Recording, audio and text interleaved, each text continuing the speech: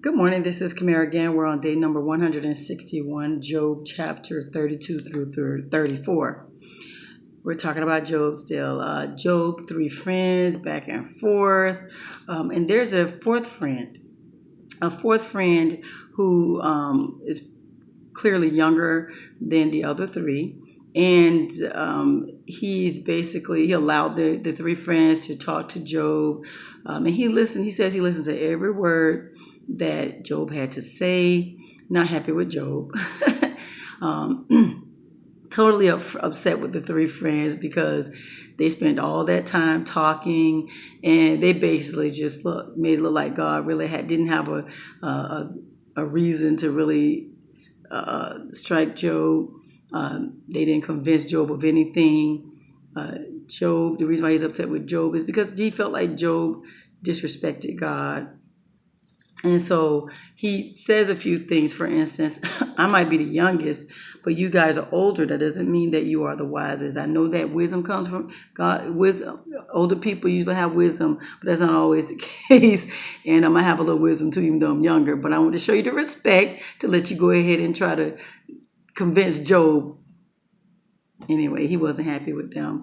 And so he says that, Job, if you are good, how does that affect God? If you sin, how does that affect God? It only affects you. It only affects, the people around you, basically. So God doesn't get anything out of whether you're good or bad.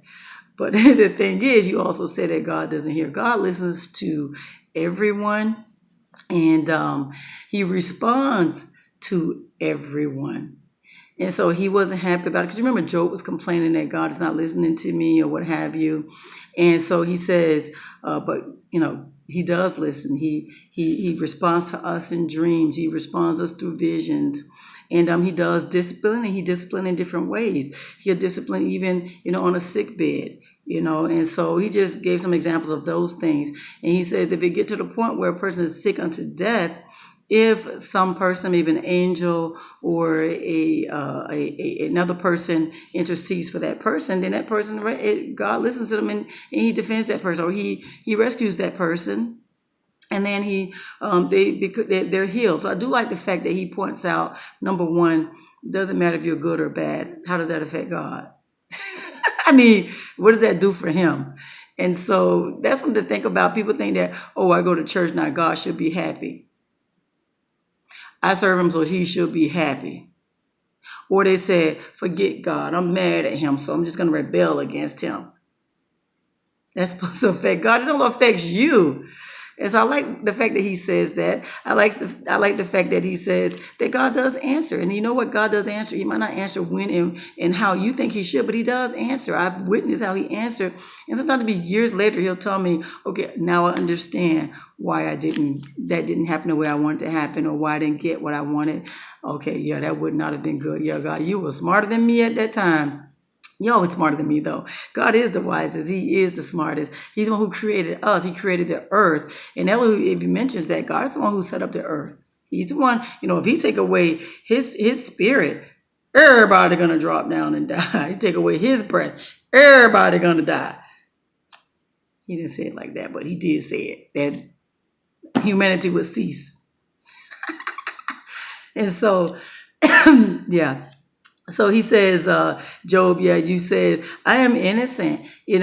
What I'm suffering is incurable. And he says, why waste time serving God? Why waste time trusting God? Yeah, people say that in real life too. I mean, nowadays too, that was real life what Job was going through. I'm talking even now today. Why serve a God who allowed these bad things to happen? Why serve a God? I'm going through all this. I might as well just be like the sinner. Why serve God? Why serve a God who allowed this devastation? People say that. And so Elihu was saying, but Job, you say stuff like that. That's not cool, dude. God does not sin. He knows everything. He knows everyone. He sees everybody's lives. And he doesn't sin. You're talking about? You're talking about God. And God hates sin. And God, what type of God would he be if he wasn't a God of justice? So yeah. So Elihu was setting straight Job and his three friends. And so he says God has no respect to person. He doesn't show rich people favor more than he does the poor person. God is a very just God. So he's basically defending God in every way possible. And so he says, um, he said, why is it that people just won't admit to their sin? Just say, I sinned, forgive me for my sin, or if I have sinned, show me my sin and help me turn away from that sin. So he makes sense on that point right there. And this is this part right here. Must God tailor his justice just for you? I say that to people, I don't say it like that. I just say, so you want God to, just do everything according to how you feel? So why should he, he has no respect to person. God feels the same way about everybody. He has no respect to person. And that's one thing I love about his word and about him is that you'll see it doesn't matter if you're rich or poor. He's still the same God. He says, don't do this when he says don't do stuff, you gotta listen to what he says. Don't commit adultery. He says that for the rich and the poor. He says, don't treat people wrong. He says that for the rich and the poor. He says, don't steal. That's for the rich and the poor. He says, don't be jealous. Don't covet. He says that for the rich or the poor and the poor. He says, don't let filthy communication come out of your mouth. He says that for the rich and the poor. He says, honor your wife. He says that for the rich and the poor. Honor your parents, rich and the poor. Submit to your husband. Respect your husband. Respect each other, rich and the poor. Love, serve me, he says. Love your neighbor, rich and the poor. Have no respect to person. And guess what? The rich and the poor do die. And you know what people always say? He put on his pants one leg at a time, just like I do. That's true. But anyway, but God has no respect to a person.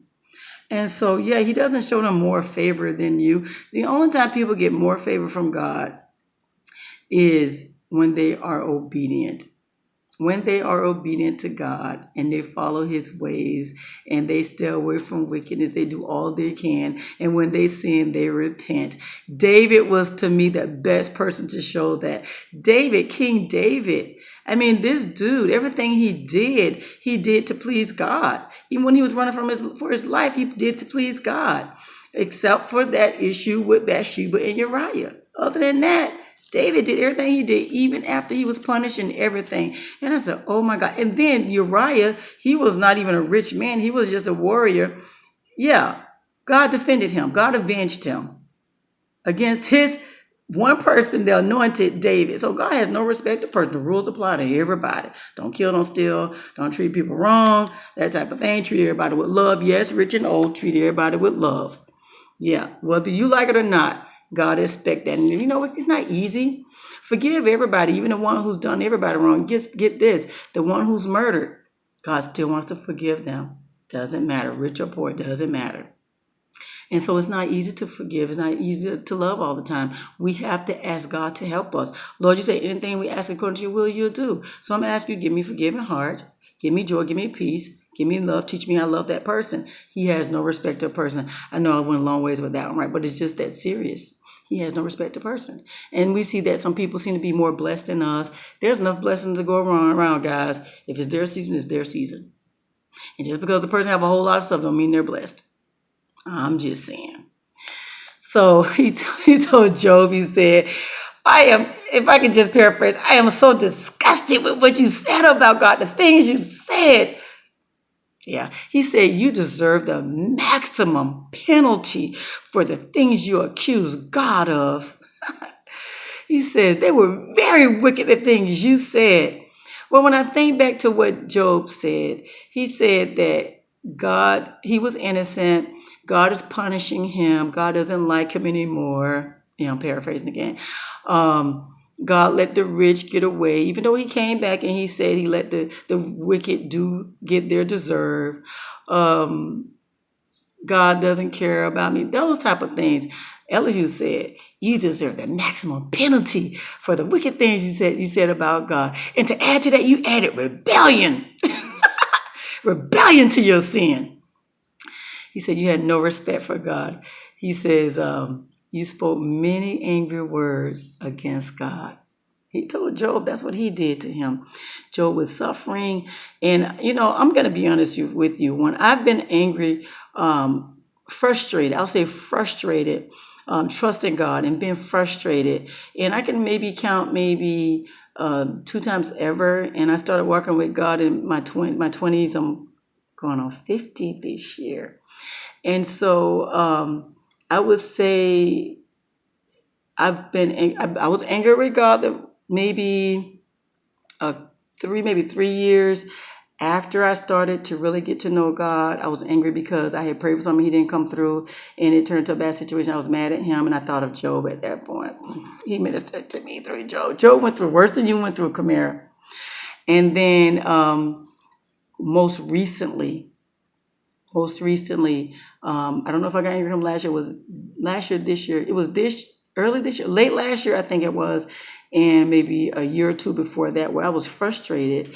And I talked to God himself. I didn't tell anybody else I was mad at God. I just said, Lord, you know what? I trusted you. I just went and I said, I can't believe, and then all this is happening or whatever. And I trusted you, and things are this and that. And to be honest with you, he started reminding me while I was talking to him, well, I know, Lord, you said this, and I know that I'm supposed to trust you, and I'm talking to him, and I thank you for what you've done. It reminded me of all the good things that just way better than the bad things. And so, yeah, I ended up praising him during that, I would say dialogue, because he did let me know while I was talking to him. And so, yeah, but people say you're not supposed to question God and you shouldn't get angry with God. But I feel like if you're going to question God and you're going to, talk to him about it. Don't just shut down and just say, I'm not going to serve anymore. You shut down.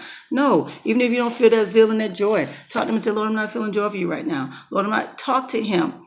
And that way he could talk back to you. And he says, acknowledge him in everything. That's what he said. And so, yeah.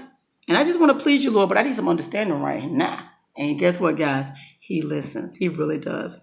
So, guys, that was day number 161, Job chapter 32 through 34. You guys have a God-filled, blessed day.